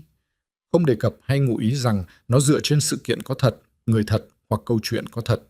Không sử dụng các cụm từ như dựa trên một câu chuyện có thật, theo ghi chép hoặc bất cứ điều gì tương tự. Tất cả các nhân vật, địa điểm, tổ chức và sự kiện phải hoàn toàn hư cấu. Show More Part 5. A Legacy That Changes the Frontier. The first snow of the season came early that year, arriving on a Thursday in late November before anyone had quite finished processing what the summer had been. Lydia woke to 2 inches of it covering the yard and the access road and the ridge above, and she stood on the porch with her coffee and looked at it for a long time. Snow changed the burn line's appearance, softened the distinction between the blackened upper section and the recovered lower ground, laid a uniform quietness across everything. For a few hours each morning, the mountain looked the way it might have looked before any of it happened. Before the drought, before the fire, before 18 months of daily work that had been difficult in ways she hadn't fully anticipated and was not finished being difficult. She finished her coffee and went to check the herd. This was still the first thing. It had been the first thing for 2 years now, and she didn't expect it to change. The routine wasn't a comfort exactly. It was more structural than that, the way a building's frame is structural. You don't notice it when it's working. You notice it when something's wrong. The herd was fine. 36 animals now. The original 18 plus 18 more that Dale had sourced over the spring and summer, distributed across 3 different rotation sections. Margaret was in the east pen, standing in the snow with her characteristic expression of mild contempt for conditions she had not approved. She looked at Lydia the way she always looked at Lydia, which was to say, with the particular flatness of an animal that has decided you are reliable without having any particular feelings about it. "Good morning to you too," Lydia said. She filled the troughs. She checked the fence line. She came back inside and sat at the kitchen table with Walt's original journal open in front of her. Not reading it, just having it there, the way you keep a photograph of someone on a desk. Then she pulled her own notebooks toward her and started writing up the previous week's observations, because that never stopped needing to be done. By the time Dale's son Noah arrived at 8:30, she had filled 4 pages and her second cup of coffee had gone cold. Noah Houghton was 22 years old and looked like his father if his father had been put through a slightly different process. Same broad build, same economy of movement, but with eyes that moved differently. Observant in a way Dale's weren't, or maybe in a way Dale had trained himself out of over decades of having to make fast decisions about things. Noah looked at things the way you look at them when you're still trying to understand them rather than manage them. He'd been coming up to the ridge 3 days a week since September.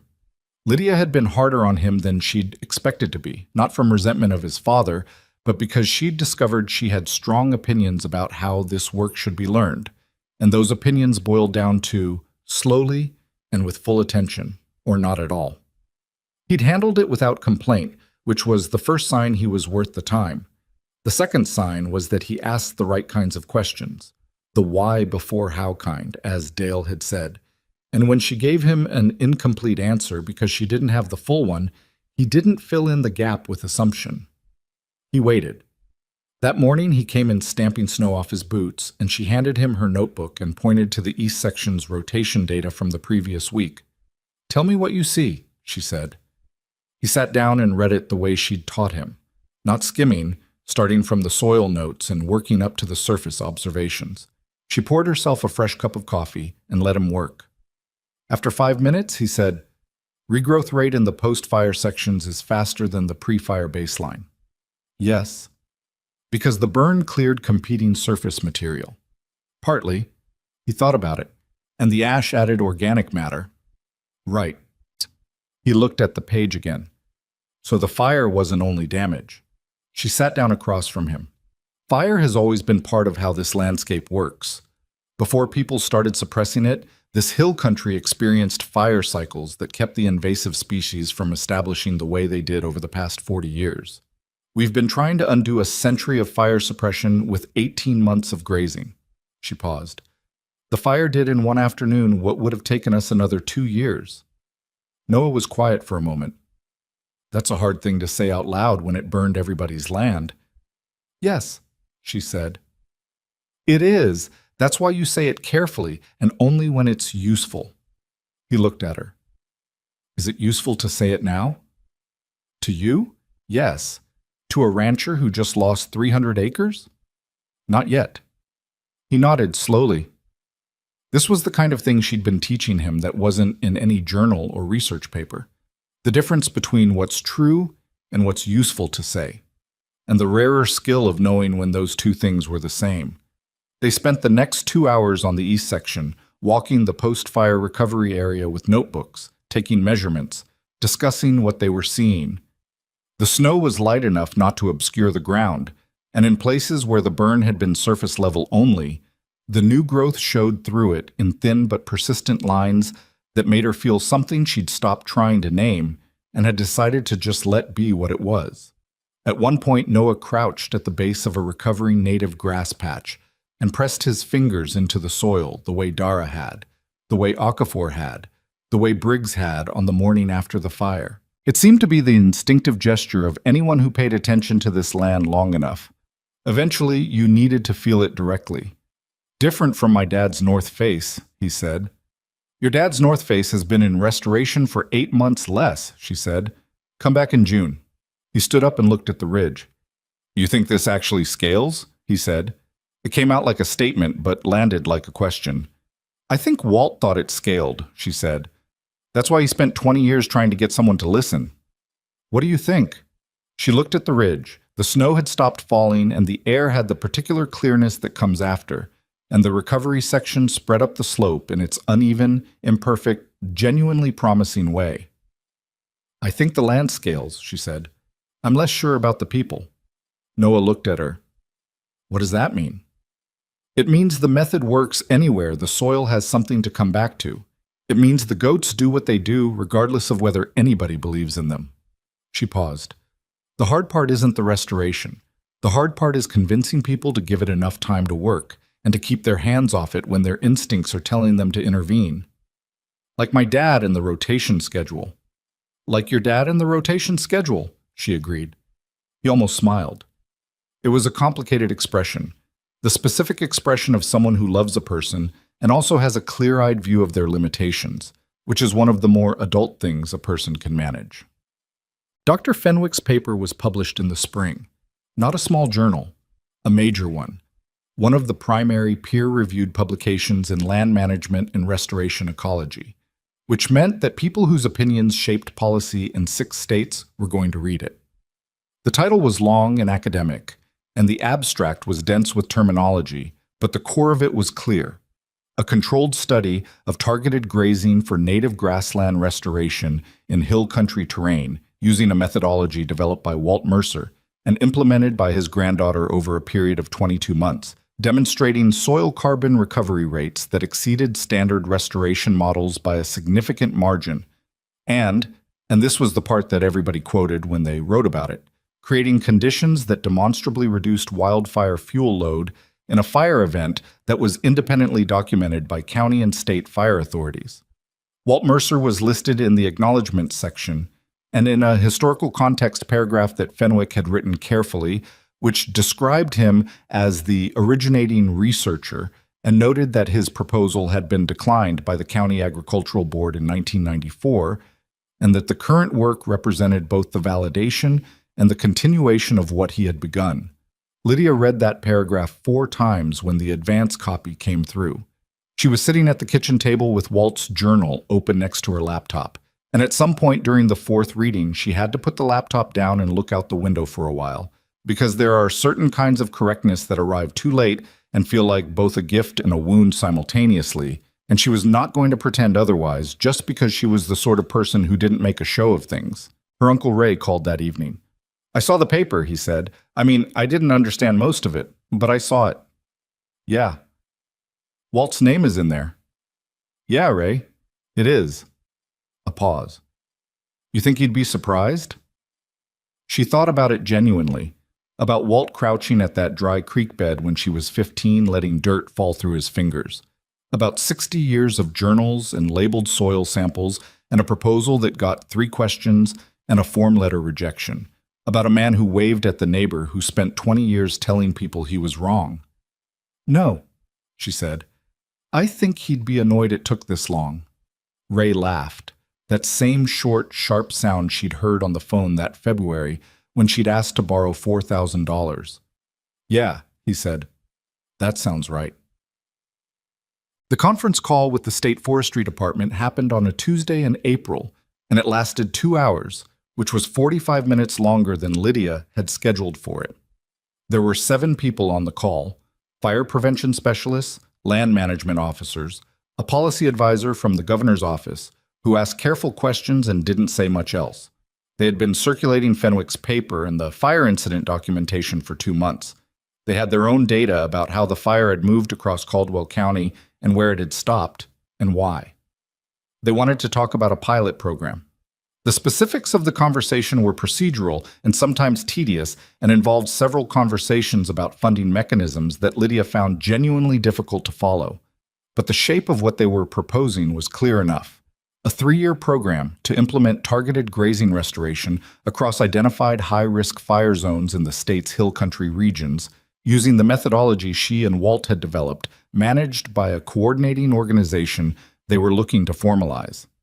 We'd want you involved in the program structure, the policy advisor said, in a leadership capacity. I'm not a policy person, she said. We're not asking you to be a policy person. We're asking you to be the person who knows what actually works. She sat with that for a moment.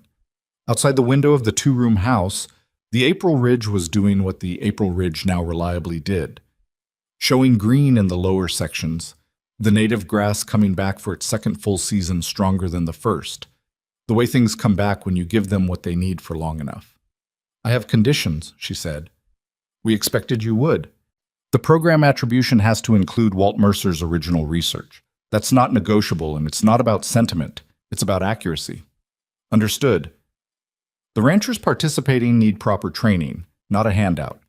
This doesn't work if people don't understand why they're doing it. You can't just put goats on land and walk away." "Agreed. And the timeline has to be honest. No program benchmarks that require results before the land is ready to produce them. I've seen what happens when people need a win by quarter 3. They start cutting corners, they panic when the first season looks slow, and they undo 12 months of work in a week." There was a brief silence on the other end of the call. "That's going to be a harder conversation with the funding structure," the policy advisor said. "I know," Lydia said. "Have it anyway." Another pause, then, "We'll work on it." After the call, she sat at the table for a while, not doing anything in particular. Then she got up, put on her boots, and walked out to the ridge. Noah was up there with the herd, moving the east section panels for the week's rotation. He'd gotten better at reading the land.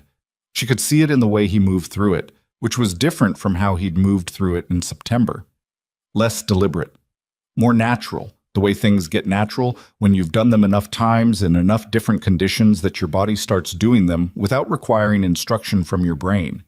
She walked up and helped him with the last panel, and they stood for a minute looking at the section the herd would work this week, a patch of recovering post-fire ground on the upper-lower ridge, the transitional zone between the burned area and the fully restored section, which was the most interesting ground on the property right now, from a data perspective, and also just from the perspective of watching something figure out how to come back. "State Forestry called," she said, "about the pilot program." "You knew about that?" He gave her a look that reminded her briefly of Dale. "My dad mentioned it." She decided not to examine the information flow in that particular triangle. They want to move forward. 3-year program, multiple sites across the hill country. Noah turned to look at her.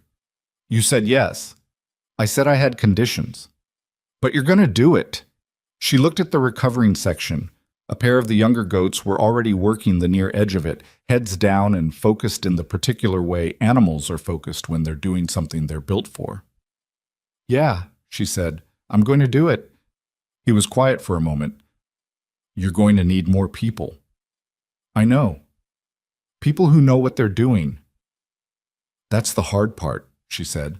"Finding people who'll slow down enough to actually learn it instead of thinking they already know it." He looked back at the herd. "I can help with that." She looked at him. He said it the way young people sometimes say serious things, without particular ceremony, just placing the statement on the table and letting it be there. "You've been doing this for 7 months," she said. "I know. That's not enough to teach someone else." "I know that too." He paused. "But I know enough to help you figure out who's going to be good at it and who isn't." She considered him for a moment.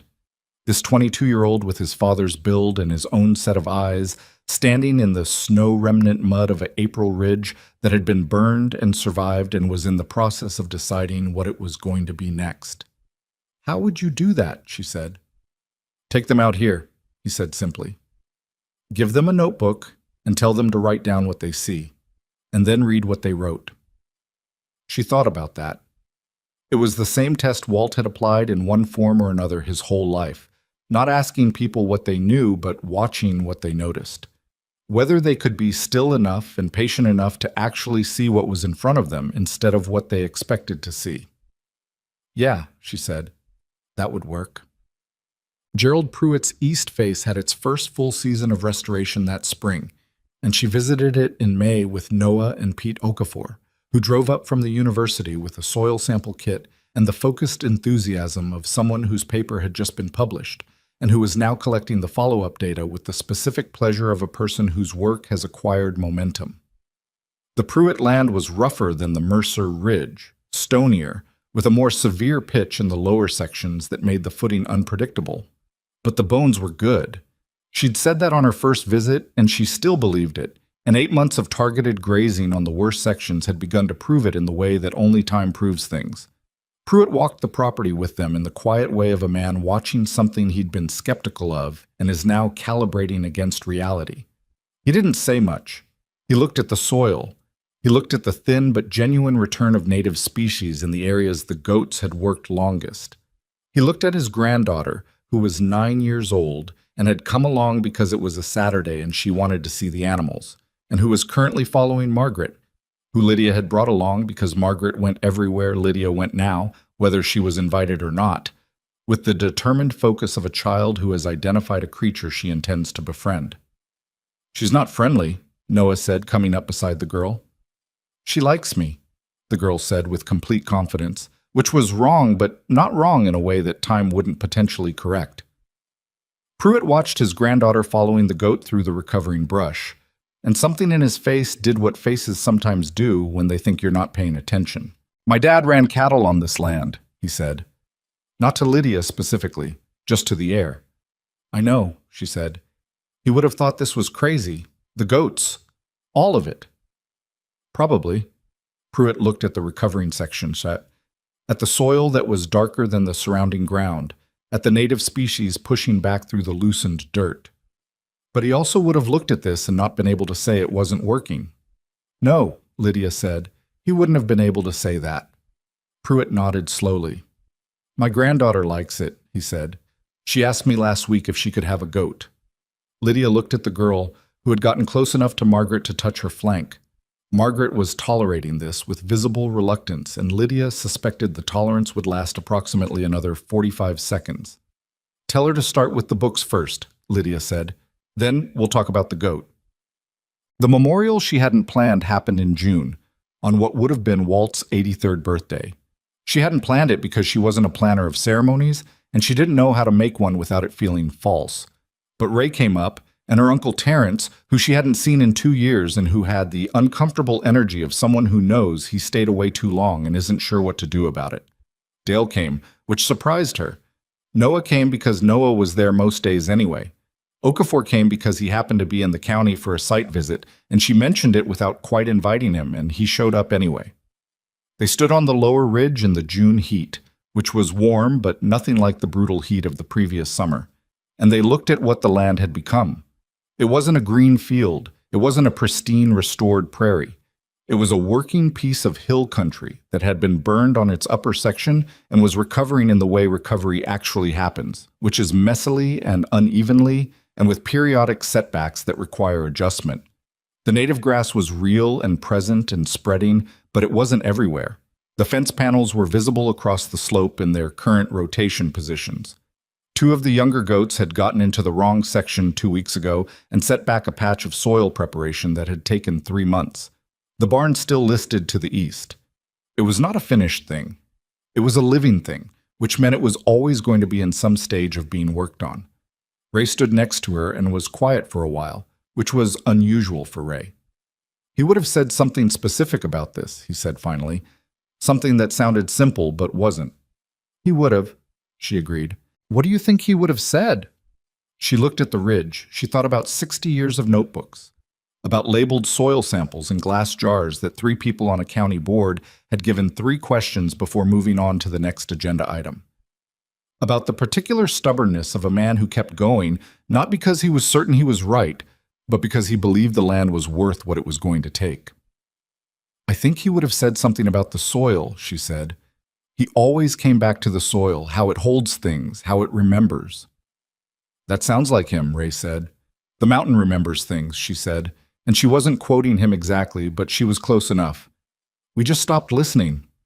The wind came up the ridge the way it usually did in the early afternoon, moving through the native grass in the lower section with that particular sound that was different from the sound of dry scrub, fuller, less hollow, the sound of something that has enough structure to catch the air and hold it for a moment before letting it go. Nobody said anything for a while. That was fine.